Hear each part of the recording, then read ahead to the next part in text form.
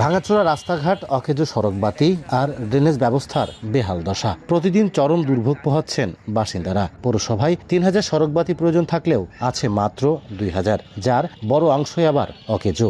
এতে রাত হলেই পুরো শহর যেন রূপ নেয় ভুতুড়ে নগরীতে।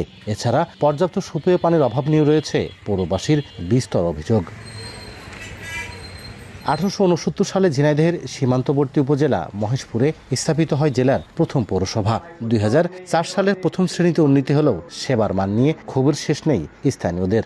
রাস্তাঘাটের অবস্থা খুব নাজুক, রিক্সা ভ্যান যাতে খুব কষ্ট হয়। লাইনটা আছে আর ড্রেনটা নাই, আর ওই মাঝে মাঝে লাইট জ্বলে, মাঝে মাঝে জ্বলে নাই। খুব খারাপ অবস্থা যাওয়ার জন্য আমাদের গাড়ি ঘোড়া চালাতে পারছেন রাস্তায়, এত কষ্ট হচ্ছে। সড়ক বাতি জ্বলে না, রাস্তাঘাটের অবস্থা ভালো না। ড্রেনে এত জীবাণু থাকে, হালকায় পানিও যদি বাচ্চাদের পড়ে তাহলে এই জায়গায় জীবাণু ছড়াবে, চুলকানি হবে।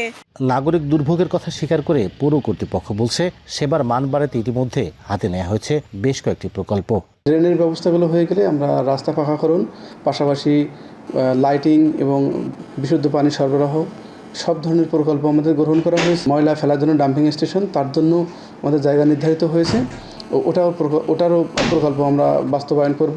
২২ বর্গ কিলোমিটার আয়তনের মহেশপুর পৌরসভার বর্তমান বাসিন্দা প্রায় ৫০,০০০। লোটাস রহমান সোহাগ, সময় সংবাদ, ঝিনাইদহ।